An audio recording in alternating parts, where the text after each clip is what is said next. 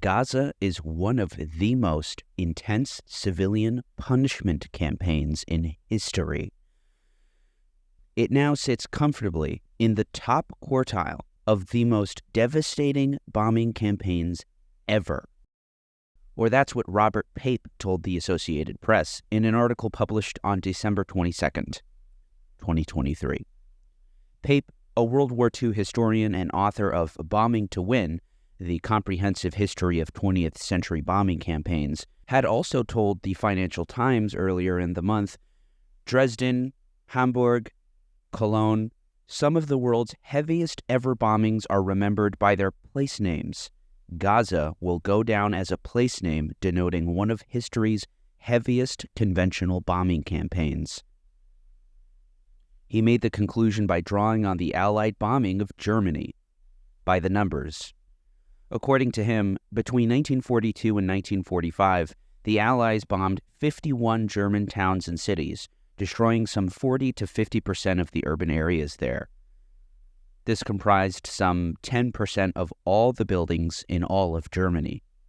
This compared to 33% of buildings across Gaza that have been totally destroyed. The devastation and the scale of the campaign was affirmed by none other than an investigation by the Washington Post. The Israeli military campaign in the Gaza Strip has been unlike any other in the 21st century. Their investigation, published on December 23rd, reported the following. The Washington Post analyzed satellite imagery, airstrike data, and UN damage assessments, and interviewed more than 20 aid workers, healthcare providers, and experts in munitions and aerial warfare. The evidence shows that Israel has carried out its war in Gaza at a pace and level of devastation that likely exceeds any recent conflict, destroying more buildings in far less time than were destroyed during the Syrian regime's battle for Aleppo from 2013 to 2016, and the U.S.-led campaign to defeat the Islamic State in Mosul, Iraq, and Raqqa, Syria in 2017. They quote Michael Link, former Special Rapporteur for Human Rights in the occupied Palestinian territories, "The scale of Palestinian civilian deaths in such a short period of time appears to be the highest such civilian casualty rate in the 21st century." The Washington Post makes their case using a number of case studies, including Aleppo, where Russia and the government of Bashar al-Assad waged a brutal multi-year battle. Aleppo, they say, is 1.5 times the size of northern Gaza.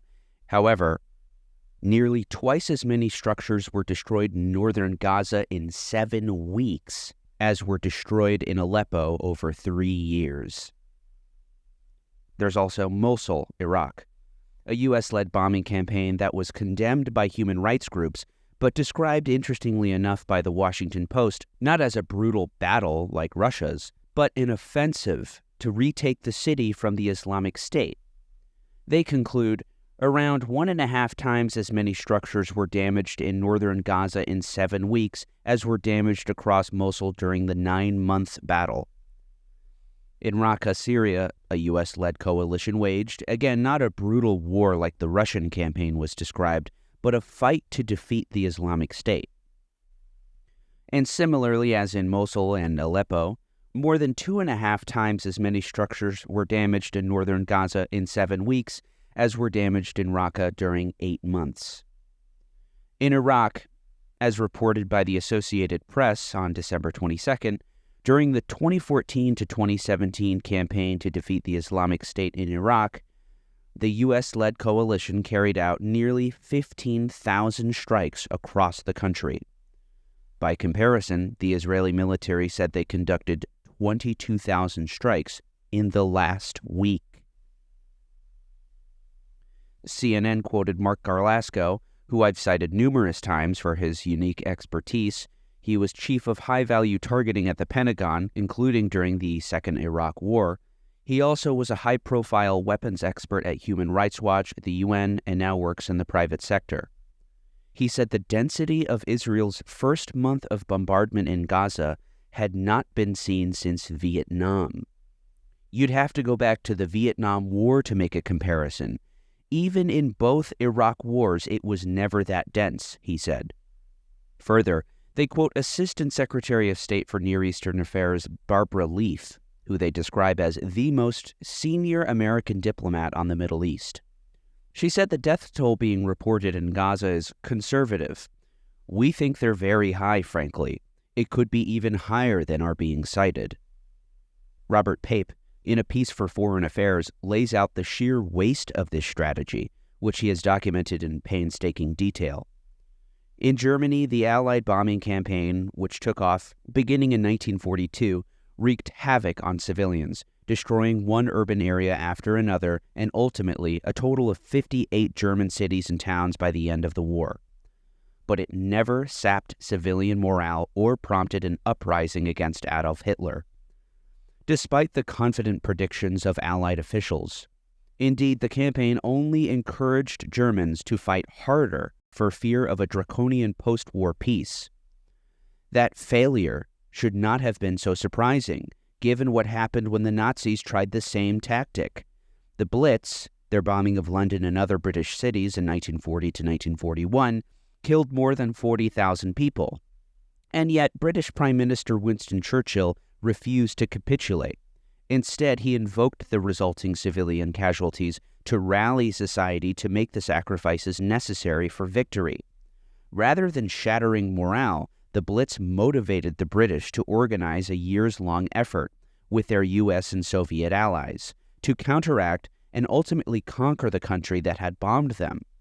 In fact, never in history has a bombing campaign caused the targeted population to revolt against its own government.